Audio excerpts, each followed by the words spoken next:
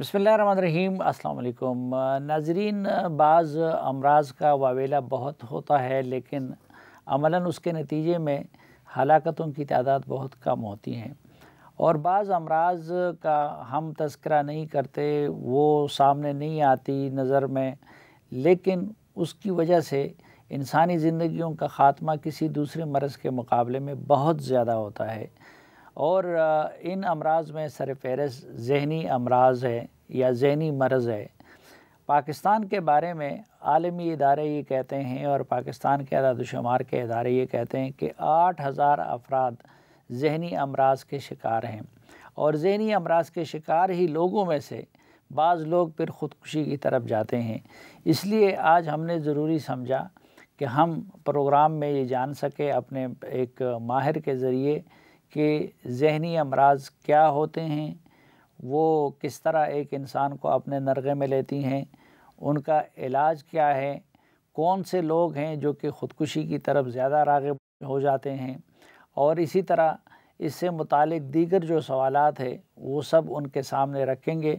आज के जरगे में मेरी खुशकिस्मती है कि मेरे साथ एक ऐसी शख्सियत मौजूद है जो कि इन तमाम उमूर के माहिर तरीन समझे जाते हैं, जनाब सैयद क़ासिम अली शाह साहब। शाह साहब अस्सलाम वालेकुम। वालेकुम सलाम साफ़ी साहब, बहुत बहुत शुक्रिया। और मैं इस एक कह लीजिए एक नोट के साथ इस प्रोग्राम को शुरू करना चाहूँगा कि मैं माहिर नफ्सियात नहीं हूँ, लेकिन मेरा पसंद का मज़मून साइकोलॉजी है, पॉजिटिव साइकोलॉजी है, एबनॉर्मल साइकोलॉजी है, जो दुनिया में 100-150 साल में नफ्सियात के मज़मून पे जो इर्तिका का सारा एक प्रोसेस हुआ है, और बिलखसूस इसमें ज़हनी सेहत को जिस अंदाज से दुनिया देख रही है, मैंने इसको बहुत सा पढ़ा है और बहुत सी तहकीक भी की है। मैं वो आपके साथ शेयर करने जा रहा हूँ, तो लिहाजा कोई माहिर नफ्सियात हर्ट ना हो कि मुझे नहीं बुलाया गया और कासिम अली शाह साहब को बुला लिया गया। नहीं, ये मैं भी मानता हूँ कि चलो सिर्फ वो टाइटल नहीं है, लेकिन बाकी आपने वो सब चीज़ें पढ़ी हुई हैं। तो सबसे पहले ये बताइए कि वो कौन सी अलामात हैं जो अगर किसी शख्स में नज़र आ जाएं तो हमें समझ लेना चाहिए कि वो ख़ुदकुशी की तरफ राग़िब हो रहा है। साफ़ी साहब, असल में ये ऐसा एक सब्जेक्ट है, आप इस वक्त मैं आपको सच बताऊं तो आप प्रोग्राम नहीं कर रहे, एक जहाद करने लगे, और ये जहाद हमारा है इसी मकसद के लिए कि हमारे तमाम के तमाम सुनने वाले जब अपने इर्द गिर्द देखें तो वो रेस्क्यू कर सकें। खुदा न खास्ता उनकी फैमिली में उनका बच्चा, उनका कोई बड़ा, उनका दोस्त, उनका बॉस, उनका कोलीग, उनका लाइफ पार्टनर, कोई उनके इर्द गिर्द ऐसा हो सकता है जिसमें ये अलामात पाई जाती हैं, तो फौरी तौर पे वो रेस्क्यू कर सकें, उसकी ज़िंदगी बचा सकें। अब उसमें सबसे पहले जो साफ़ी साहब चीज़ आ जाती है, सबसे इम्पॉर्टेंट जो चीज़ आ जाती है, वो आ जाती है कि जो ख़ुदकुशी करने वाले हैं लोग, जिनमें ये रुझान पाया जाता है, उनके कुछ रवैये और कुछ उनके अंदाज़ ऐसे होते हैं जो बताते हैं कि उनके अंदर ये इंतहा का रुझान पाया जाता है और खुदा न खास्ता वो ख़ुद को ख़त्म कर सकते हैं। इसमें सबसे जो इम्पॉर्टेंट चीज़ है वो हमें कुछ चीज़ें जानने में सबसे पहले जो जेंडर है वो जान लेना चाहिए। दुनिया भर में सबसे ज़्यादा जो ख़ुदकुशी की अटैम्प्ट है वो फ़ीमेल्स करती हैं, मेल कम अटैम्प्ट करते हैं। अच्छा। लेकिन इंटरेस्टिंग ये है कि जो मेल अटैम्प्ट करते हैं वो कामयाब होती है, औरतें कोशिश ज़्यादा करती हैं और नाकाम होती हैं। मैं समझा पाया हूँ ये बात जी? यानी मर्द अटैम्प्ट्स कम करते हैं और कामयाब हो जाते हैं, औरतों की कोशिशें ज़्यादा होती हैं लेकिन वो नाकाम होती हैं। ये सबसे पहली इन्फॉर्मेशन है। दूसरी इन्फॉर्मेशन एज की है। सबसे ज़्यादा जो टेंडेंसी पाई जाती है वो 19 साल से 30 साल में, वर्ल्ड वाइड ऐसा ही है कि 19 से 30 साल की उम्र में ये रुझान सबसे ज़्यादा पाया जाता है, बच्चों में और जवानों में ये रुझान सबसे ज़्यादा पाया जाता है। लेकिन दुनिया में अब एक नया चैलेंज भी है, बड़े बड़े कामयाब लोग, सेलिब्रिटीज़ जो हैं वो भी ख़ुद को ख़त्म कर लेते हैं। तीसरी जो बड़ी इंपॉर्टेंट बात है वो इनमें डिप्रेशन पाया जाता है जी। ये डिप्रेशन के मरीज़ होते हैं और इन्हें पता नहीं होता, क्योंकि हमारे यहाँ पढ़े लिखे लोग भी ऐसा मुमकिन है नफ्सियात के इल्म को ना जानते हो, तो नफ्सियात के इल्म की लाइल्मी की वजह से इन्हें खबर ही नहीं होती कि जिस चीज़ को बाज़ औक़ात ये रूहानियत कह रहे होते हैं, बाज़ औक़ात ये इसको कहते हैं मेरी हसासियत बहुत ज़्यादा है, बाज़ औक़ात इसको किसी लिटरेचर के साथ जोड़ते हैं, बाज़ औक़ात अपनी मूड के साथ इसको जोड़ते हैं, और बाज़ औक़ात तो इसको बड़ा प्राइडली बताते हैं कि मैं अक्सर खामोश रहता हूँ, चुप रहता हूँ, डिप्रेस रहता हूँ। दरअसल इनके अंदर एक डिप्रेशन पाया जाता है। नेक्स्ट जो एक टेंडेंसी इनके अंदर रुझान पाया जाता है, इन्होंने पहले भी कुछ अटैम्प्ट्स की होती हैं और वो नाकाम होती हैं। यानी आप ऐसे काउंसलिंग में मेरे सामने साफ़ी साहब लोग बैठे होते हैं, ख़ासकर हमारी बेटियाँ, तो उनके ये बाजू पे निशान पड़े होते हैं। वो एक साइन होता है کہ اس نے پہلے کچھ اٹیمپٹس کی ہوئی ہیں یا اس کی باتوں سے لگتا ہے کہ اس کو بہت سا پہلے پتہ ہے.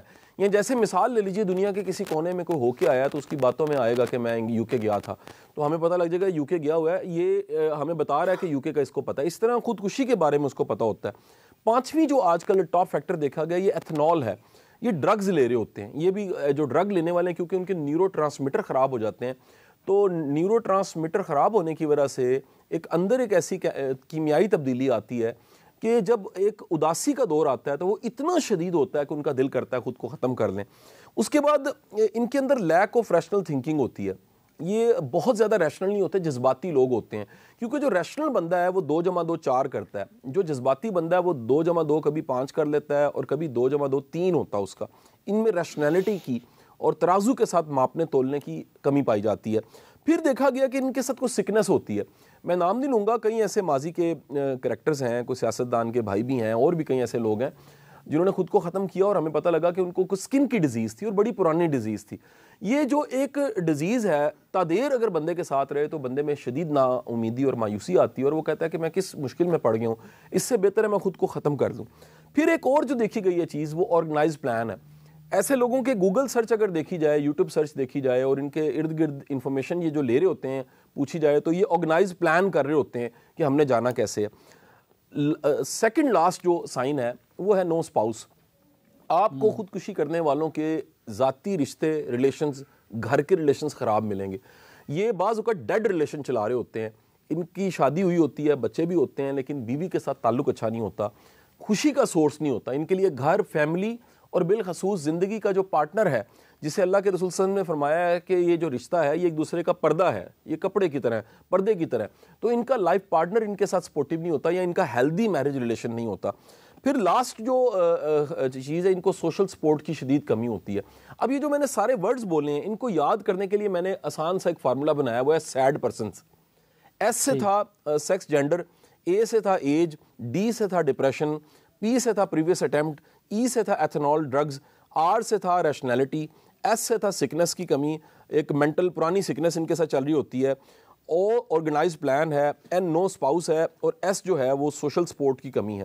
اب یہ سب چیزیں اکٹھے ہو کے آخر کار ان کو بیمار کر دیتی ہیں اور کہہ لیجئے کہ یہ خودکشی کی طرف چلے جاتے ہیں. شاہ صاحب, بچپن میں ٹراما ہوتا ہے یا زیادتی کا شکار ہو جاتا ہے بچہ یا نظر انداز ہوتا ہے, تو اس قسم کے تجربات کا خودکشی کے رجحان میں کیا اثر ہوتا ہے؟ صافی صاحب, یہ کہہ لیجیے آج کی جو دنیا میں پیرنٹنگ پہ جتنی ریسرچ اویلیبل ہے, بلکہ آپ کیونکہ ہر پروگرام میں میرے سے کتابوں کا بھی پوچھتے ہیں تو آج پروگرام کے آغاز میں کتاب کا میں نام لے لیتا ہوں. اس کتاب کا نام ہے the book you wish your parents had read. یعنی یہ ایسی کتاب ہے جس کے بارے میں آپ کہیں کہ کاش میرے ماں باپ نے پہلے پڑھی ہوتی. اور یہ کتاب ایک ایسا فلسفہ دنیا کو بتاتی ہے, جدید کتاب ہے پیرنٹنگ کی, یہ بتاتی ہے کہ ہماری زندگی کی کامیابیاں, ہماری ناکامیاں اور سب سے بڑھ کے جو ہمارے کمپلیکس ہیں اور جو نفسیاتی ہم میں جو ان ہیلدی رویے پائے جاتے ہیں اس کی جڑیں ہمارے بچپن میں ہوتی ہیں اور بالخصوص پہلے 6 سال میں ہوتی ہیں.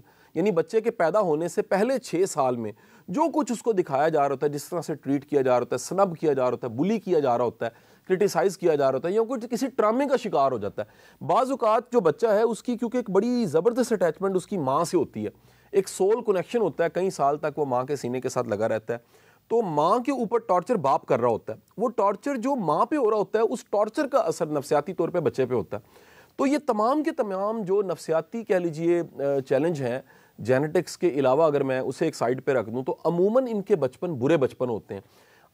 میں کئی ایسی موویز ہیں, ان میں نام تو نہیں لوں گا, لیکن ایسی موویز باقاعدہ بنی ہیں, انڈیا میں بھی بنی ہیں, جن موویز میں بتایا کہ کوئی شخص اگر کسی بچے کو مار کے اس کی ڈیڈ باڈی کو کاٹ کے کھا جاتا ہے, ایسی موویز بنی ہوئی ہیں. تو اس کا بچپن جب ڈھونڈا گیا تو پتہ لگا کہ اس کا بچپن نارمل نہیں تھا, وہ بچپن ایب نارمل تھا, اور اس ایب نارملٹی کی وجہ سے زندگی اس کی ایب نارمل ہوگی اور وہ کرمنل بن گیا. جیلوں میں اتنے قیدی پڑے ہوئے ہیں جنہوں نے بڑے بڑے ظلم کیے, زیادتی کی, مرڈر کر دیا یا کوئی کرائم بڑا کیا. وہ دنیا کے جتنے کرمنل ہیں ان کا اگر بچپن ڈھونڈا جائے تو اس میں ان کی کہیں نہ کہیں جڑیں مل جاتی ہیں, اور خود کو ختم کرنے والے, خودکشی کرنے والوں کا بچپن بھی اکثر اذیت ناک ہوتا ہے. اس وجہ سے ان میں یہ ٹینڈنسی زیادہ پائی جاتی ہے. سوشل میڈیا کا استعمال بچوں میں بھی بڑھ گیا ہے اور جوانوں میں بھی بڑھ گیا ہے, تو سوشل میڈیا کے بارے میں کیا سٹڈی ہے کہ اس نے ان رجحانات کو خودکشی کے اور ذہنی امراض کے رجحانات کو بڑھا دیا ہے یا کہ کم کر دیا ہے؟ اصل میں دیکھیے سوشل میڈیا نے سب سے بڑا جو ظلم، دو ظلم بڑے کیے ہیں سوشل میڈیا کے آنے سے، دو بڑے ظلم ہو گئے ہم پہ. اچھا. ایک تو اس پہ ہم انتہا کا کنیکٹ ہوتے ہیں، مثلا ہمارے لائک جو ہیں وہ لاکھوں کروڑوں میں ہوتے ہیں، ہمارے فینز ہزاروں لاکھوں میں ہوتے ہیں. ایک عام ٹک ٹاکر جو گاؤں میں بھی رہتا ہے یا رہتی ہے، اس کے بھی کتنے چاہنے والے اور اس کے فالوور ہوتے ہیں اور اس کی چیزوں کو شیئر کر رہے ہوتے ہیں، لیکن دراصل یہ ہم سے ایک ہمدردی اور ایک سول کنیکشن کے ساتھ کنیکٹ نہیں ہوتے. میں مثال دیتا ہوں آپ کا، میرا ایک تعلق ہے ہمیشہ آپ کے ساتھ، ایک بڑا ادب اور احترام کا پرانا تعلق ہے. یہ تعلق میں خدا نہ کرے کہ اگر مجھے کوئی چیلنج ہے تو آپ کو میرا درد محسوس ہوگا. یہ تعلق صرف سوشل میڈیا کے فین کا تعلق نہیں ہے، یہ دو دوستوں کا، دو بھائیوں کا تعلق ہے جس میں ایک دوسرے کے درد کو محسوس کیا جا سکتا ہے. سوشل میڈیا فالوئنگ، جو کچھ سوشل میڈیا پہ دکھایا جا رہا ہے یہ سارا آرٹیفیشل ہے. لوگ ہمیں فالو اس لیے کر رہے ہیں کہ ان کو کہہ لیجئے ایک تسلی مل رہی ہے، ڈوپامین مل رہی ہے، اور وہ ہمیں ملتے ہیں تو تصویر کھنچاتے ہیں کیونکہ ان کا ڈوپامین ہائی ہو جاتا ہے، وہ لوگوں کو بتانا چاہتے ہیں میرا بھی تعلق ہے. تو سوشل میڈیا نے پہلا کام جو یہ کیا ہے وہ یہ کیا ہے کہ ایک آرٹیفیشل پن پیدا کیا ہے. ایک حقیقی دنیا نہیں ہے، ایک سارا فرضی ہے. اور یہ فرضی جو مثال بنی ہوئی ہے کہ 5000 کی فالوئنگ ہے، 5000 فرینڈ ہیں، لیکن خدا نہ خواستہ اگر بندہ مر جائے تو 5 لوگ جنازے میں شامل نہیں ہوتے. یہ سوشل میڈیا کا المیہ ہے. دوسرا جو بڑا المیہ ہے وہ یہ ہے کہ اس سوشل میڈیا نے لونلینس پیدا کی ہے. ایک طرف انتہا کے کنیکشنز ہیں ہمارے، اور اندر سے ہم اکیلے ہیں، ہم تنہائی کا شکار ہیں. بڑی بڑی سیلیبریٹیز، بڑے ایسے فلمی ہیرو ہیں جنہوں نے خود کو ختم کیا. ماضی کے بڑے بڑے واقعات ہیں، کیونکہ وہ جس پیک پہ تھے اور جو انہیں لو مل رہا تھا، اور ڈوپامین کا بار بار میں نام لے رہا ہوں، ڈوپامین صافی صاحب پلیئر کا کیمیکل ہے. جب ہمیں خوشی ملتی ہے اور ایسی خوشی ملتی ہے جو بڑی ایکسائٹڈ قسم کی، ایکسائٹمنٹ والی خوشی ہوتی ہے، وہ ڈوپامین پیدا کرتی ہے. اب ڈوپامین ایک ایسا کیمیکل ہے جو بیسیکلی خوشی تو بہت زیادہ ہوتی ہے لیکن ہوتی ٹیمپریری ہے. اس کے مقابلے میں ایک اور کیمیکل ہے جس کو سیروٹونین کہتے ہیں. یہ اطمینان کا اور تسلی کا اور مطمئن ہونے کا کیمیکل ہے. یہ تب پیدا ہوتا ہے کوئی ایسی اچیومنٹ جو دائمی ہو، یا جس کو اچیو کر کے آپ کے اندر ایک تسلی اور تشفی بڑھ جائے. سوشل میڈیا صرف ڈوپامین پیدا کرتا ہے. یہاں یہ کہہ لیجئے کہ ڈوپامین با مقابلہ سیروٹونین ڈوپامین زیادہ پیدا کرتا ہے.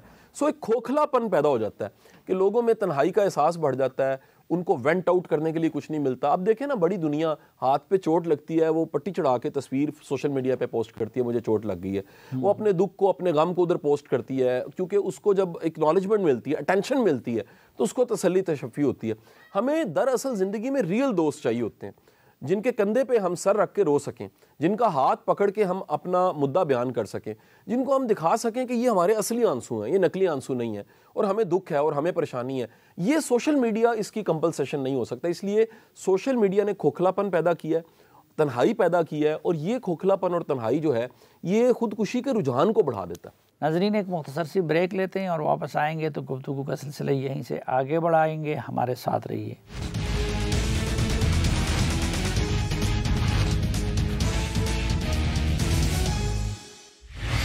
ایک بار پھر خوش آمدید آپ کو جرگے میں. آج کے جرگے میں ہمارے ساتھ ہیں جناب سید قاسم علی شاہ صاحب. شاہ صاحب، اگر کچھ لوگ اللہ سے دور ہوں، دین سے دور ہوں، ان کی طرف سے اس طرح کی حرکت تو سمجھ آتی ہے، لیکن بعض اوقات ہم دیکھتے ہیں کہ بظاہر نیک صالح شخص وہ بھی خودکشی کر لیتا ہے. اس کی کیا وجہ ہے؟ بڑا ہی خوبصورت سوال ہے، اور یہ صافی صاحب اس سوال میں آپ کی اجازت سے میں 2 چیزیں ایڈ کرنا چاہوں گا. بڑے بڑے پڑھے لکھے لوگ، بڑے بڑے کامیاب لوگ، بڑے بڑے پیسے والے لوگ، اور بعض اوقات بڑے دیندار لوگ یا دیندار فیملیوں کے بعض اوقات بچے بھی خودکشی کر لیتے ہیں. اب جب اس پہ ریسرچ کی جاتی ہے تو پتہ لگتا ہے کہ اس کا خودکشی کرنے کا کوئی تعلق ایجوکیشن سے، پیسے سے، عہدے سے، نام سے، شہرت سے اور دینداری سے نہیں ہے. یہ بالکل ایسے ہی ہے جیسے فرض کیجئے کہ کوئی اگر دل کا مریض ہے اور ہم اسے کہیں کہ یار آپ اچھے بندے ہو، آپ ہارٹ کے اسپیشلسٹ بھی اور دل کے مریض بھی ہو، وہ کہے گا کیونکہ باڈی ہے اور باڈی میں ہارٹ ہے تو یہ ہارٹ جو ہے بیمار ہو سکتا ہے، ٹرپل ویسل ہو سکتی ہے. ایک شوگر کا ڈاکٹر ایسا ہو سکتا ہے جو شوگر کا بڑا اچھا ڈاکٹر ہے اور لیکن وہ شوگر کا مریض بھی ہے. ایسا بھی ہو سکتا ہے کہ کوئی شخص جو ہے وہ آنکھوں کا آپٹالمولوجسٹ ہے بڑا اچھا، اور لیکن اس کی آنکھوں کی نظر اپنی کمزور ہے اور اس کو کوئی میڈیسن لینی پڑتی ہے، اینک لگانی پڑتی ہے. لہٰذا ہم خود دیکھیے صافی صاحب، ہم کمیونیکیشن کے لوگ ہیں آپ اور میں، بعض اوقات ہم نہیں کمیونیکیٹ کر پاتے. آپ اور میں مختلف طرح کے ہم چیلنج اس وقت ہمارے پورا جو میڈیا انڈسٹری ہے، سیلیبریٹیز ہیں، فیس کر رہے ہیں. ہم بعض اوقات بتا نہیں پاتے یار اصل میں ہم کیا کیا رہے ہیں. ہمیں لگتا ہے کہ جی ہم اس جماعت کے ساتھ ہیں یا اس کے ساتھ ہیں، لیکن دیکھنے والے کو لگ رہا ہے حقیقت میں تو ہم ملک کے ساتھ ہیں، ملک کی ترقی کے ساتھ ہیں، اور ملک کی جو ہے وہ ایک گروتھ کے ساتھ ہم جڑے ہوئے ہیں، اور ہم چاہتے ہیں ملک ترقی کرے اور کوئی ایسی جماعت ہے، ایسے حالات ہوں کہ ملک آگے بڑھ سکے. اب یہ جو ایک مذہبی لوگوں کے اندر بھی یہ رجحان پایا جانا ہے، اس کی وجہ دراصل ہر وہ شخص جس میں کوئی بیماری پائی جاتی ہے، اور نفسیاتی بیماری ہے، بے بسی پائی جاتی ہے، اور یاسیت پائی جاتی ہے، میننگ آف لائف نہیں ہے. یہ سب سے امپورٹنٹ ہے. دنیا میں اس وقت اکیگائے کا کانسیپٹ آ رہا ہے. اکیگائے ایک بڑی کمال کی کتاب ہے، آج کی دوسری کتاب میں ریکمینڈ کر رہا ہوں. یہ جاپانیز بیسیکلی ایک فلسفہ ہے اکیگائے کے نام سے. اوکیناوا ایک جزیرہ ہے جی جاپان کا، جہاں پہ لوگوں کی عمر 100 سال ہو جاتی ہے، اور 100 سال عمر ہونے کے 9 فیکٹرز میں ایک ٹاپ کا فیکٹر جو ہے وہ یہ ہے کہ یہ لوگ میننگ آف لائف کو ڈھونڈتے ہیں. یہ کام برائے کام نہیں کرتے، یہ کام میں ڈھونڈتے ہیں میں کر کیوں رہا ہوں، اور تادیر یہ کام کرتے رہتے ہیں، یہ ریٹائر ہی نہیں ہوتے، یہ کام سے خوشی لیتے ہیں. کام سے تنخواہ تو سارے کما لیتے ہیں. وہ شخص خوش قسمت ہے جس کو کام سے خوشی ملتی ہے، اور اس خوشی پانے کی وجہ سے ان میں خودکشی کا رجحان کم دیکھا گیا.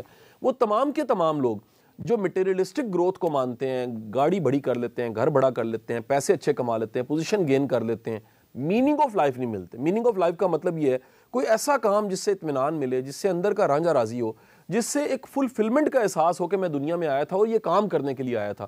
تو یہ جو رجحان ہیں جو میں نے 10 ٹرینڈ بتائے ہیں سیڈ پرسنز کے، یہ اگر کسی میں بھی پائے جاتے ہیں، وہ جتنا مرضی طاقتور ہے، وہ جتنا مرضی مذہبی ہے، وہ جتنی مرضی ڈگری لے، ہاں یہ میں ضرور کہہ سکتا ہوں کہ اللہ پہ توکل، اللہ پہ بھروسہ اور دینداری بندے کو بچا سکتی ہے، ریسکیو کرنے کا سورس ہے. لیکن یاد رکھیے یہ ایک سورس ہے. کسی بیمار کو ہم یہ نہیں کہہ سکتے کہ صرف نمازیں پڑھیں اس کو ہارٹ اٹیک نہیں ہوگا، اس کو آخر سرجری کروانی پڑے گی، اس کو بائی پاس کروانا پڑے گا، اس کو ٹرپل ویسل ہے تو اوپن ہارٹ سرجری ہوگی. تو جو عبادت ہے وہ یہ تو ہو سکتا ہے اس عبادت اور دعاؤں کی وجہ سے اچھا ڈاکٹر مل جائے، جلدی صحت یاب ہو جائے، اللہ پہ توکل کرنے کی وجہ سے جلدی اس کے پاؤں زمین پہ لگنے شروع ہو جائیں اور وہ دوبارہ سے فنکشننگ ہو جائے. لیکن یاد رکھیے عبادات جو ہیں وہ سبسٹیوٹ نہیں ہے علاج کا، علاج بھی شریعت میں انکریج کیا گیا. تو یہ تمام کے تمام لوگ جو مذہب کو بھی فالو کرتے ہیں اور سیڈ بھی ہوتے ہیں، ڈپریشن کے مریض بھی ہوتے ہیں، ان کو اپنا علاج کروانا چاہیے اور اس کو ٹیبو نہیں بنانا چاہیے. ہمارے ملک اور معاشرے میں ہم نفسیاتی بیماریوں کو ٹیبو کی شکل میں پیش کرتے ہیں. جس طرح کوئی بھی شخص جو ہے اس کے معدے میں درد ہو سکتی ہے، اس کا گردہ خراب ہو سکتا ہے، اس کا لیور پرابلم میں ہو سکتا ہے، اسی طرح نفسیاتی عارضے ہیں، ان کو بھی اگر ہم فیس کر رہے ہیں تو ہمیں فوری طور پہ کسی اچھے معالج کی طرف جانا چاہیے. یہ ٹیبو کے معاملے پہ میں الگ سے آپ سے بات کرنا چاہوں گا، لیکن ایک سوال میرے ذہن میں آتا ہے کہ یہ جو خودکشی کرنے والا ہوتا ہے وہ تو چلا جاتا ہے، لیکن سوال یہ کہ ان کے پسماندگان پہ پھر اس کے کیا نفسیاتی اور سماجی اثرات مرتب ہوتے ہیں؟ اچھا دیکھیں جی، اب ایک تو جو خودکشی کی میں 2 شکلیں آپ کو بتانے لگا ہوں، میں سمجھتا ہوں کہ یہ بھی خودکشی کی شکلیں ہی ہیں. ایک خودکشی کی شکل وہ ہے جو بندہ نشہ کرنے لگ پڑا، وہ دراصل اپنے آپ کو مارتے مارتے مار رہا ہے. اب ہوتا کیا ہے کہ جب بھی کوئی ون اٹیمپٹ پہ مار گیا ہے یا نشہ کرتے کرتے مار گیا ہے، اس کی فیملی سوسائٹی کو فیس نہیں کر سکتی. صافی صاحب وہ کہتی ہے کہ جی ہم کس طرح فیس کریں، دنیا ساری کی ساری جو ہے وہ کیا کہے گی کہ اتنے کامیاب فیملی تھی، اتنے پڑھے لکھے تھے اور امریکہ میں بھی جاتے تھے اور دنیا بھی دیکھی ہوئی تھی اور اتنا پیسہ بھی کمایا تھا اور اتنی پوزیشن بھی تھی ان صاحب کی، اس کے باوجود ان کے بچے نے خودکشی کر لی ہے. لہٰذا لوگ آپ کو اس طرح کی اطلاع ملے گی جی رات کو بچہ سویا صبح اٹھا ہی نہیں، وہ حقیقت نہیں بتا پاتے. بعض اوقات ہمیں بچہ جو ہے وہ کسی پارک میں گرا ملتا ہے اور پتہ لگتا ہے کہ وہ ڈیڈ تھا، پتہ لگتا ہے جو انجیکشن اس نے لگایا نشے کا وہ غلط وین میں لگا دیا، اس نے جا کے ہارٹ کو چوک کر دیا، یا اس نے کوئی ایسا نشہ لے لیا جس سے برین کی ڈیتھ ہو گئی یا برین ہیمریج ہو گیا. سو اب یہ جو بعد میں فیملی فیس کرتی ہے میں آپ کو بتا نہیں سکتا کہ کس قدر یہ بڑا ڈرامہ ہوتا ہے، کیونکہ انسان کے لیے بالخصوص والد والدہ کے لیے ایک بچے کی جو موت ہے وہ بہت ہی سنگین ایک دکھ اور بڑا دکھ ہوتا ہے. آپ کے ارد گرد آپ کے ساتھ گھومتے پھرتے چلتے لوگ اگر خدا نہ خواستہ اچانک آپ کو اطلاع ملتی ہے، سول سرونٹس آپ دیکھ لیجئے، میں نام تو نہیں کوٹ کروں گا، کہ اچانک اطلاع ملتی ہے کسی ڈپٹی کمشنر نے خود کو ختم کر لیا یا کسی ایس ایس پی نے ختم کر دیا، یا پتہ لگتا ہے جناب ایک نیا اسسٹنٹ کمشنر آیا تھا، ابھی 1.5 کی سروس تھی، اس کے بعد اس نے خودکشی کر لی ہے. اگر آپ جا کے ڈھونڈیں گے ان کی فیملیز شدید ٹراما کا شکار ہوئیں، پھر ایک ٹیبو ان کے اوپر لگ گیا کیونکہ وہ فیملی کو بڑا کرٹیسائز کیا جاتا ہے. حالانکہ ملٹیپل فیکٹرز میں ایک فیکٹر یہ بھی گنوا چکا ہوں کہ فیملی کی سپورٹ بہت زیادہ ضروری ہے. آپ کے گھر میں اگر کوئی سیڈ رہتا ہے، دکھی رہتا ہے، پریشان رہتا ہے، اس کو فیملی کی ہیلپ کی ضرورت ہے. اسی طرح ان فیملیز کے ساتھ ایک اور جو بڑا چیلنج ہوتا ہے، اس فیملی میں ڈپریشن پھر سرایت کر جاتا ہے، یعنی جانے والا تو چلا جاتا ہے، میں سمجھتا ہوں اس کی موت ایک بار ہوتی ہے، لیکن پیچھے جو فیملی ہے وہ روز مرتی رہتی ہے، وہ اس دکھ میں مرتی رہتی ہے کہ اتنا پیارا تھا، اچھا خاصا ہم نے پالا تھا، زندگی گزر چکی تھی، کیوں نہ یہ اپنے آپ کو بچا لیتا۔ اچھا، خودکشی کی جو دوسری شکل ہے، یہ وہ لوگ ہیں جن کو غم سے محبت ہو جاتی ہے۔ اب صافی صاحب آپ کہیں گے غم سے کیسے محبت ہو سکتی ہے؟ تو بعض لوگ بیچارے، ان کو پتہ نہیں لگتا کہ جس غم ان کے ساتھ جو بیتا ہوتا ہے وہ ریپیٹ ان کا مائنڈ جیسے ایک کاؤ چیو کرتی ہے، جگالی کرتی ہے، مائنڈ بھی چیو کرتا رہتا ہے، تو وہ ایک ماضی کے غم کو بار بار چیو کرتے رہتے ہیں 3 شکلوں میں۔ پہلی شکل ہوتی ہے مائنڈ میں چلتا ہے، دوسری شکل ہے وہ دوسروں سے ڈسکس کرتے ہیں، تیسری شکل ہے وہ الاؤ کرتے ہیں کوئی اور ڈسکس کرے، وہ پرمیشن دیتے ہیں کہ ان سے ان کے دکھ کی بات کی جائے۔ لہٰذا مائنڈ میں ہر وقت ایک سیڈ کیفیت ہوتی ہے اور ہر وقت وہ اپنے غم کو سوچتے رہتے ہیں، غم کو ڈسکس کرتے رہتے ہیں۔ غم ماضی بن چکا ہوتا ہے، اسے چھوڑ کے دفن کر کے آگے جانا ہوتا ہے، لیکن وہ اس غم کو ہرا رکھتے ہیں، جیسے زخم کو اوپر جو ایک سکریچ کے ایک بن جاتا ہے، کور ہو جاتا ہے، بلڈ کا ایک کلاٹ بنتا ہے، اس کو اگر بار بار ہٹایا جائے تو وہ زخم کبھی بھی سوکھتا نہیں ہے۔ اس کو ہرا ہونے کے لیے نیچرل ایک ہیلنگ ہوتی ہے۔ وقت، نیند اور کمپنی، سوشل ہونا، یہ تینوں غم کے سولوشنز ہوتے ہیں۔ غم شروع میں پہاڑ ہوتا ہے، وقت گزرے تو وہ ایک کنکر بن جاتا ہے۔ اور دوسری چیز میں نے کہی ہے، ٹائم جتنا گزرتا ہے غم نے چھوٹا ہونا ہوتا ہے۔ اور تیسری چیز سوشل ہونا، جتنا زیادہ فنکشننگ ہوتے ہیں، لوگوں کے ساتھ انوالو ہوتے ہیں، ایکٹیو ہوتے ہیں لائف میں، کام کرتے رہتے ہیں، بیزی رہتے ہیں، اتنی جلدی آپ غم کو بلا لیتے ہیں۔ تو ان کی فیملیز بہت زیادہ صدمے کا شکار ہو جاتی ہیں، بہت زیادہ ڈسٹرب ہوتی ہیں۔ اگر یہ خودکشی کرنے والوں کو پتہ لگے کہ بعد میں ان کی فیملی کے ساتھ کیا بیتی ہے، تو خدا کی قسم وہ کبھی خود کو ختم نہ کریں۔ اچھا، ایک یہ بھی کہ اگر کسی بندے میں خودکشی کے علامات نظر آ جائیں تو ہم کس طرح فوری طور پر ان کی مدد کر سکتے ہیں یا ان کو روک سکتے ہیں اس کام سے؟ صافی صاحب دیکھیں، کیونکہ یہ خودکشی کے رجحان اور علامات دیکھنے کے بعد یہ ایسے نہیں ہے کہ ہم 1122 پہ کال کریں، یہ ایسے نہیں ہے کہ ہم 15 پہ کال کریں پولیس آ جائے۔ یہ انتہائی ایک ٹیکنیکل پروسیس ہے کہ آپ یہ اس کی مثال بالکل ایسے لینے کے ایک ایسا شخص ہے جس نے اپنے ساتھ بم باندھا ہوا ہے اور اس بم باندھنے سے اس نے خود کو ختم کرنا ہے۔ اب آپ کا آرٹ ہے کہ آپ اس سے انگیج کیسے کرتے ہیں، آپ کی اس کی کمیونیکیشن کتنی اچھی ہوتی ہے، آپ اس سے بات چیت کیسے کرتے ہیں۔ اب ہماری یہ ٹریننگ نہیں ہے، میں منیمم اس کے 3 سولوشن بتا دیتا ہوں جو بڑے کامن سینس بیسڈ ہیں۔ نمبر 1، پہلی بات یہ یاد رکھیے، اگر آپ کا اس سے ڈائریکٹ تعلق نہیں ہے تو کوئی بندہ ڈھونڈے جس کا اس کے ساتھ تعلق اچھا اور کمیونیکیشن اچھی ہے، اور اس کو اطلاع دیں کہ بھائی آپ بچا سکتے ہو، ساری کھڑکیاں بند ہو چکی ہیں، ایک کھڑکی کھلی ہے جس میں یہ بات چیت کر رہا ہے اور وہ آپ ہو۔ اگر آپ کا ڈائریکٹ تعلق ہے تو پھر خدا کے لیے جو لاسٹ ہوپ ہے وہ آپ ہی ہیں، اور آپ مہربانی کر کے اس سے بات چیت ضرور کریں اور ڈائریکٹ بات نہ کریں، اس کو انگیج کریں، اس کو کھانے پہ بلا لیں، اس کے ساتھ ٹائم گزاریں، اس کو سنیں، اس کو وینٹ آؤٹ کرنے کا موقع دیں۔ یہ جس طرح کھانا اندر جاتا ہے نا اور ہضم نہ ہونا ہو تو الٹی آ جاتی ہے، وامٹ آتی ہے، وامٹنگ سے کیا ہوتا ہے، متلی آتی ہے اور آپ نارمل ہو جاتے ہو۔ اسی طرح ہمارے اندر کئی تھاٹس ہوتی ہیں، کئی بلیوز ہوتی ہیں، وہ بھی وامٹ مانگ رہی ہوتی ہیں، وہ بھی متلی مانگ رہی ہوتی ہیں، اور وہ وینٹ آؤٹ کا مطلب ہی یہ ہے کہ آپ کسی کے ساتھ بیٹھیں جو جج نہ کرے، جو آپ کو پرکھے نہ، جو آپ کو رائے نہ دے، جو آپ پہ سخت کمنٹ نہ کرے، اور وہ چپ کر کے آپ کو سن لے۔ ایسے لوگ معاشرے میں بہت کم ہیں، کیونکہ سوسائٹی اوور آل یہ پچھلے 2.5 سال سے، صافی صاحب آپ جانتے ہیں کہ ہماری ذہنی جو امراض ہیں وہ بڑھ گئے ہیں، طلاقیں زیادہ ہونے لگ پڑی ہیں۔ WHO کی رپورٹس کے مطابق ہمارا ملک جس طرح کا ہے، ترقی پذیر ملک ہے، اس میں ذہنی بیماریاں شدید بڑھ چکی ہیں۔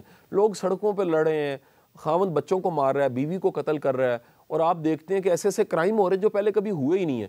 بڑی تیزی کے ساتھ لوگوں میں یاسیت، نا امیدی اور ڈپریشن بہت تیزی کے ساتھ بڑھ گیا۔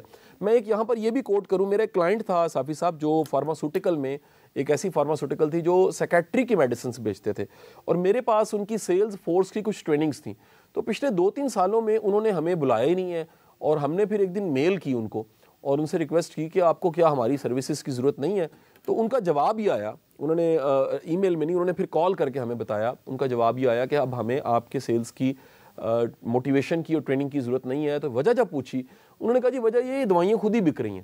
پاکستان ایک ایسا بدقسمت ملک ہے جس میں کسی بھی آپ فارمیسی پہ جا کے ڈپریشن کی دوائیاں لے سکتے ہیں، نیند کی، ڈپریشن کی، بائی پولر کی، موڈ سٹیبلٹی کی، شدید انگزائٹی کی، اتنی دوائیاں بک رہی ہیں۔ میں اگر آپ کے ساتھ وہ فیکٹس اینڈ فگر شیئر کروں تو ہمیں کو سو نہ کر دے، لیکن میں آپ کو بتانا چاہوں گا اس میں سے کئی دوائیاں صافی صاحب اربوں میں بک رہی ہیں، 1.5-2 ارب روپے کی ایک ایک گولی کی سیل ہے پاکستان میں، اور وہ ڈاکٹر لکھ کے نہیں دے رہا، آپ کی ذہنی بیماریاں اس تیزی کے ساتھ بڑھی ہیں پچھلے 2.5 سالوں میں 3 سالوں میں.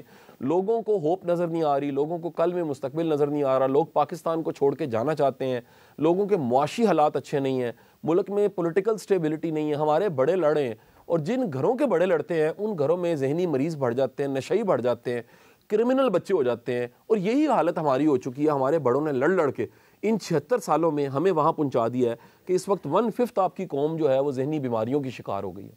ناظرین ایک مختصر سی بریک اور واپس آئیں گے تو قاسم علی شاہ صاحب کے ساتھ گفتگو کو جاری رکھیں گے. ہمارے ساتھ رہیے.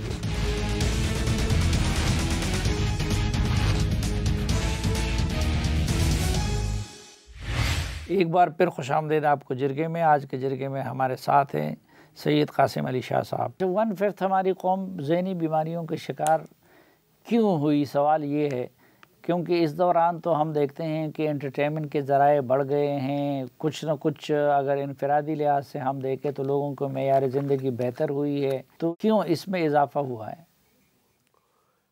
اصل میں صافی صاحب جو ذہنی بیماریاں بڑھنے کے رجحان میں بڑے جو فیکٹرز ہیں وہ ٹاپ فیکٹرز کی باتیں ہم کرتے ہیں. پہلا فیکٹر سٹیٹ ہے. میں دنیا بھر میں ٹریول کرتا ہوں صافی صاحب. میں پچھلے کہہ لیجئے 6 ماہ میں 7 ملکوں کے اندر گیا ہوں. دنیا میں ڈیبیٹ جو ہے نا وہ کامن مین ڈیبیٹ کر رہا ہے نئی کتاب کون سی آئی ہے, فیملی میری کیا کر رہی ہے, دنیا میں نے 5 دن کام کرنا ہے 2 دن ریسٹ کیسے کرنا ہے, کمانا ہے کھانا کیسے ہے, لگانا کہاں پر ہے, دنیا میں نئی ریسرچ کیا ہو رہی ہے. دنیا کے موضوعات جو ہیں وہ یہ ہیں. ہمارے پاس صرف ایک ہی موضوع ہے اور وہ موضوع ہے سیاست. اب اس میں اتنی سپیس ہے سننے والوں کی کہ بولنے والوں نے جھوٹ بولنا شروع کر دیا اور نا امیدی جو ہے وہ بانٹنی شروع کر دی ہے. یہ سچا واقعہ ہے. چند دن پہلے صافی صاحب ایک شخص میرے پاس آیا, اس نے کہا پاکستان ڈوب گیا, پاکستان ڈوب گیا, پاکستان ڈوب گیا. تو میں نے کہا جی آپ کو کس نے بتایا؟ تو اس نے کہا جی وہ فلانا یوٹیوب چینل ہے میں نے فالو کیا ہوا ہے. میں نے کہا جی آپ نے غلط چینل فالو کیا ہوا ہے, اس کو ان سبسکرائب کریں اور کوئی امید کا چینل سبسکرائب کر لیں. آپ پاکستان کے اوورآل چیلنج تو ہیں, انکار نہیں ہے, لیکن ہمارے یوٹیوبر اور ہمارا سوشل میڈیا اس میں سے ایک بڑی ایسی فورس پیدا ہو گئی ہے جو معاملات کو بڑھا چڑھا کے بیان کر رہے ہیں. جھوٹ اتنا بک رہا ہے اور جھوٹ کو سننے والے اتنے خریدار موجود ہیں کہ حقیقت کچھ ہوتی ہے اور جو پرموٹ کر دی جاتی ہے, کمیونیکیٹ اینگلنگ کی جاتی ہے بات کی, وہ بالکل کچھ اور ہوتی ہے. یعنی نا امیدی خریدنے والے بڑھ گئے ہیں. دوسرا بڑا چیلنج یہ ہے کہ ہمارا کمپیریزن کرنے کی جو حص ہے وہ بہت زیادہ ہے. ہم دیکھتے ہیں اگلے کی گاڑی کیا ہے, شو آف بہت زیادہ ہے, لوگوں میں کھوکھلا پن ہے. وہ اپنے موبائل سے, اپنی گاڑی سے, اپنے پیسوں کو خرچنے سے, وہ ہیلی کاپٹروں سے موبائل پھینک رہے ہوتے ہیں, وہ ہیلی کاپٹروں سے پیسے پھینک رہے ہوتے ہیں تاکہ دنیا کو پتہ لگے کہ ہم جو ہے وہ یورپ کو لوٹ کے آئے ہیں اور اب ہم واپس آ گئے ہیں میرپور میں, جہلم میں, گجرات میں, اور اب ہم نے پوری دنیا کو بتانا ہم نے کتنا پیسہ کمایا ہوا ہے. یہ جو رجحان ہے دکھاوے کا, اس نے لوگوں کو محسوس یہ کروانا شروع کیا کہ ہم بڑے غریب ہیں اور دنیا بڑی جو ہے وہ آگے نکل گئی ہے. اس کمپیریزن نے شدید ایک ڈپریشن پیدا کر دیا. تیسرا جو بڑا مسئلہ ہے, ہمارا جو اوورآل سوسائٹی کے ڈائنامکس دیکھیں, انٹرٹینمنٹ صرف سوشل میڈیا نہیں تھی. انٹرٹینمنٹ تھے فنکشن, انٹرٹینمنٹ تھے میلے, انٹرٹینمنٹ تھی آپ کے فیسٹیولز, وہ ختم ہو گئے ہیں. اوورآل وہ سارے فیسٹیول جو 20 سال 30 سال 40 سال پہلے تھے, یا ایون آزادی سے پہلے اگر آپ دیکھیں کہ پنجاب کے بارے میں ہم کہتے تھے کہ اس کے جو 7 دن ہیں وہ کم ہیں, فیسٹیول زیادہ ہیں, اس کے 30 دن کم ہیں, فیسٹیول زیادہ ہیں, اس کے سال کے 365 دن کم ہیں, فیسٹیول زیادہ ہیں. یہ فیسٹیولز وینٹ آؤٹ کرنے کا بہت بڑا سورس تھے. آپ کے اسٹریٹ سنگرز جو تھے وہ بھی آپ کو انٹرٹین کرتے تھے, آپ کو میلے بھی ملتے تھے, ایک بسنت میں مل جاتی تھی جو سیف اگر دیکھا جائے تو بڑی ایک ایکٹیویٹی تھی. اس طرح کے میلہ چراغوں, اور ہر شہر کے اپنے اپنے میلے تھے. کتنی ایکٹیویٹیز تھی جو بڑی ہی محدود ہو کے وہ کہہ لیجئے چلی گئی ہیں سوشل میڈیا پہ. اور اس وقت پوری کی پوری قوم جو ہے وہ ٹک ٹاک اور انٹرٹینمنٹ کے یہ سورس جو بڑے ہی آپ کو شالو قسم کے اور بڑے ہی کہہ لیجئے کہ آپ ایک کیپسول میں اپنے آپ کو لے جاتے ہیں, ٹنل میں چلے جاتے ہیں ذہنی طور پہ اور اس سے آگے نہیں دیکھ سکتے. یہ اتنا بڑھ گیا ہمارے اندر کہ ہمارے بچے آسمان نہیں دیکھتے. میں چند دن پہلے صافی صاحب ایک بیوروکریٹس کا سیشن میں ڈیلیور کر رہا تھا جس میں نے سروے کنڈکٹ کیا. 80% کلاس نے کہا پچھلے 1 سال سے ہم نے چاند نہیں دیکھا, یعنی فل مون جسے کہتے ہیں وہ نہیں دیکھا. 70% کلاس نے کہا کہ ہم نے آسمان, نیلا آسمان بغور 5-10 منٹ بیٹھ کے نہیں دیکھا. ایک بڑی میجورٹی کا انہوں نے میڈیکل ٹیسٹ کے بارے میں بتایا, ان کی وٹامن ڈی کی شدید ڈیفیشنسی تھی کیونکہ سن لائٹ میں وہ نہیں بیٹھتے. اب اگر ہمارے قومی رجحان اس طرح کے ہیں تو ڈپریشن کیوں نہ پرویل کرے اور کیوں نہ پھر خودکشی کا رجحان بڑھے. شاہ صاحب, معاشرے کے بناؤ اور بگاڑ میں اس کا کتنا کردار ہوتا ہے ذہنی صحت کا؟ دیکھیں سر، معاشرہ ہے ہی لوگوں سے، اور لوگ جو ہیں وہ رویوں سے ہیں، اور رویوں کا بڑا گہرا تعلق ذہنی صحت کے ساتھ ہے۔ اگر ہماری ذہنی صحت اچھی نہیں ہے تو آپ سمجھ لیجئے ایک بڑی مشکل میں آپ چلے گئے۔ ذہنی صحت زندگی کی اچیومنٹس کو انجوائے کرنے کے لیے، اپنی اولاد کو، اپنے مال کو، اپنی فیملی کو انجوائے کرنے کے لیے ذہنی صحت کا ہونا بہت ضروری ہے۔ یہ اللہ کی ایک نعمتوں میں سے نعمت ہے۔ یہ جو توازن ہے، آپ کے مائنڈ کے ساتھ جو توازن جڑا ہے، یہ بہت ضروری ہے۔ میں صافی صاحب آپ سے یہ بھی درخواست کروں گا اس پروگرام کے ذریعے کہ میں سمجھتا ہوں یہ یونیورسٹیز کے اندر، میں ابھی تک صرف ایک یونیورسٹی میں نے لاہور کی دیکھی ہے، دی یونیورسٹی آف لاہور، جو مائنڈ اینڈ سول کیفے بنا رہی ہے۔ یعنی کیفے صرف وہ کہتے ہیں جی کھانے پینے کا کیفے نہیں ہونا چاہیے، بلکہ اویس رؤف صاحب جو اس کو ایڈ کریں وہ کہتے ہیں جی مائنڈ اینڈ سول کا کیفے ہونا چاہیے، کہ بچے جو ہیں آج کی 12 کروڑ یوتھ کی 2 نیڈز ہیں، ان کے پاس سوچنے کو کچھ نہیں ہے، اور ان کی سول میں وہ انرجی نہیں ہے، وہ سول کی بیداری، روح کی بیداری ان کے پاس نہیں ہے۔ تو میرا خیال ہے اسکول، کالجز، یونیورسٹی کو بھی اس طرف آنا چاہیے کہ وہ ایسی ایکٹیویٹیز رکھائیں جس سے ذہنی صحت کی اویئرنیس پھیلے، اور ہمارے جو یہ 12 کروڑ یوتھ، جو سب سے بڑا پوٹینشل ہے، مجھے لگتا ہے کہ ہمارے ایٹم بم سے بڑا پوٹینشل 12 کروڑ یوتھ ہے، اگر ان کو ہم ڈائریکشن دیتے ہیں، ان کو ہم سکلز دیتے ہیں اور ذہنی طور پہ صحت مند بناتے ہیں تو ہم ایک شاندار قوم بن سکتے ہیں۔ شاہ صاحب، پاکستان میں ہم جب دیکھتے ہیں اپنے معاشرے کو تو یہاں پر زکوٰۃ دینے والے زیادہ ہیں، صدقات دینے والے زیادہ ہے، مذہبی جماعتوں کے ساتھ وابستگان کی تعداد بہت زیادہ ہے، حج عمرے پہ جانے والوں کی تعداد بہت زیادہ ہے، اور یہ ساری چیزیں ذہنی سکون بھی عطا کرتی ہیں، لیکن اس کے باوجود پاکستان میں اتنی بڑی تعداد کیوں ہے ذہنی مریضوں کی؟ صافی صاحب، اس میں کوئی شک نہیں ہے کہ ہم زکوٰۃ دینے میں، چیریٹی کرنے میں بہت آگے ہیں، لیکن ذرا اس کے بھی حقائق سن لیجیے۔ پاکستان میں مدد دینے والے بہت زیادہ ہیں، دراصل مدد لینے والے بہت زیادہ ہیں۔ ہم نے بیکاریوں کی ایک فوج پیدا کر دی ہے، اور اس میں ہماری اسٹیٹ کی پالیسیز بڑی غلط رہی ہیں پچھلے 5-6 سالوں میں۔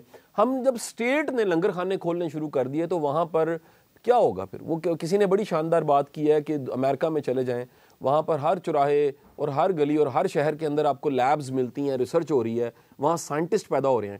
اور آپ کے ملک میں آپ ذرا جا کے ڈھونڈیے، جگہ جگہ آپ کو جھولے لال ملتے ہیں، تو یہاں آپ کو ملنگ ہی ملیں گے نا جی آپ کو۔ تو جو ملنگوں کی تعداد ہے وہ بڑھ گئی ہے، بیکاریوں کی تعداد بڑھ گئی ہے۔ اب یہ جو زکوٰۃ ہے اور خیرات اور صدقات ہے، اس میں ایک بہت بڑا ظلم پچھلے کچھ سالوں میں ایسی این جی اوز نے کیا جنہوں نے کہا جی ہمارے باکس میں ڈال دیں۔ اب وہ غازہ آ جائے یا سیلاب آ جائے، وہ تصویریں اور ویڈیوز استعمال کرتے ہیں، چیریٹی اکٹھی کر دیتے ہیں۔ بہت بڑا سوال ہے، یہ اسٹیٹ کے لیے بہت بڑا سوال ہے، اور اس پہ تحقیق ہونی چاہیے، کیا وہ واقعی غازہ میں پہنچتی ہیں چیزیں؟ کیا وہ واقعی سیلاب زدگان تک مدد پہنچتی ہے؟ اب ہوتا یہ ہے کہ یہ ساری کی ساری جو ہماری این جی اوز ہیں، انہوں نے لوگوں کو ایک آسانی دے دی ہے کہ باکس میں ڈال دیں۔ دین کسی این جی او کو انکریج نہیں کرتا۔ دین تو بڑا سادہ سا اصول بتاتا ہے، زکوٰۃ کا ثواب ہے، ڈھونڈ کے دینے کا زیادہ ثواب ہے۔ ڈھونڈ کے دینے کا ثواب کیوں ہے؟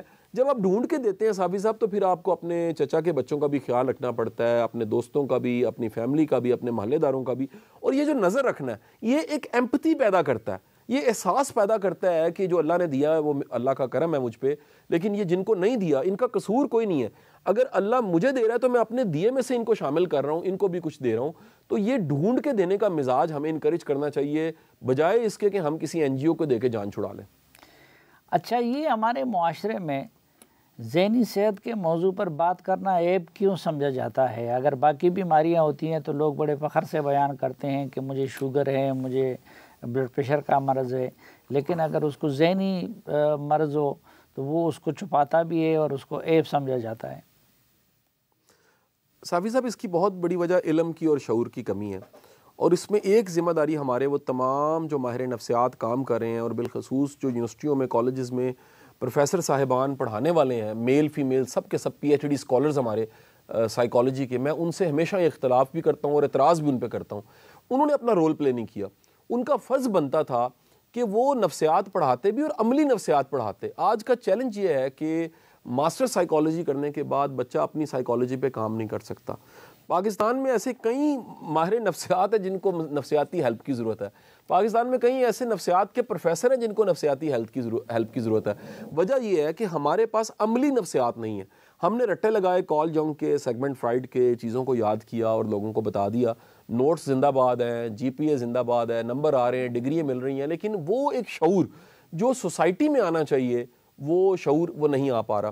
اور اس میں آپ کو یہ بھی بتاؤں کہ اوپینین میکرز کا بڑا رول ہے. یہ آپ دیکھیں نا, آپ ماشاءاللہ جیو کا آپ کا یہ ٹاپ کا پروگرام ہے اور آپ اس پہ سیاسی موضوعات ڈسکس کرتے ہیں, لیکن آپ کبھی کبھی ہم دوستوں کو موقع دیتے ہیں کہ آئیے شاہ جی آپ بات کریں, کتاب کی بات کریں, کوئی نیو تھاٹس کی بات کریں, کوئی خودکشی کی بات کریں, کوئی ذہنی صحت کی بات کریں. تو یہ جس طرح سے صافی صاحب آپ کی ایک اپروچ ہے, اس طرح میرا خیال ہے تمام اوپینین میکرز کو, وہ لکھنے بولنے سوچنے سمجھنے والے لوگوں کو اس طرح کے موضوعات پہ بھی ڈھونڈنا چاہیے, تلاش کرنا چاہیے, سیکھنا چاہیے اور شیئر کرنا چاہیے. میں ایک واقعہ آپ کو یہاں پر سنانا چاہوں گا اور میرا خیال ہے ختم بھی ہونے والا پروگرام. وہ واقعہ یہ کہ میرے پاس ایک دفعہ ایک والدہ پہنچی جن کا بچہ بالکل خود کو ختم کرنے خودکشی پہ وہ کھڑا تھا, اور جب وہ میرے پاس پہنچی تو 3 ان کے ساتھ میں نے صرف نشستیں کی. اس بچے کے ساتھ تیسری نشست کے بعد وہ بچہ خود مٹھائی لے کر آ گیا. اس نے کہا شاہ صاحب مجھے پتہ لگا ہے کہ یہ میں اپنی جان کا خود ہی دشمن بنا ہوا تھا, اور اگر یہ 3 میٹنگوں میں ہمارا مسئلہ حل ہو سکتا تھا تو یہ پہلے حل کیوں نہیں ہوا. تو میں نے ان سے پوچھا کہاں جاتے رہے آپ. انہوں نے مختلف لوگوں کے نام لیے, وہ ماہر نفسیات بھی تھے اور ایکسپرٹس بھی تھے. اب پتہ لگا کہ وہ سب چارج کرتے ہیں, دوائی لکھ کے دینا آسان ہے. اس بچے کی سن کوئی نہیں رہا تھا, نہ ماں سن رہی تھی نہ وہ سیکیٹرسٹ سن رہے تھے. وہ وینٹ آؤٹ کرنا, اس کے اندر گلٹ تھا. وہ گلٹ جیسے ہی میں نے سنا اور اسے میں نے کہا یار اللہ معاف کرنے والا ہے, تمہارے گناہ جتنے مرضی زیادہ ہیں, اللہ کی رحمت جو ہے تمہارے گناہوں سے بہت زیادہ ہے. صافی صاحب اتنا جملہ سننا تھا, وہ دھاڑے مار کے رونے لگ پڑا.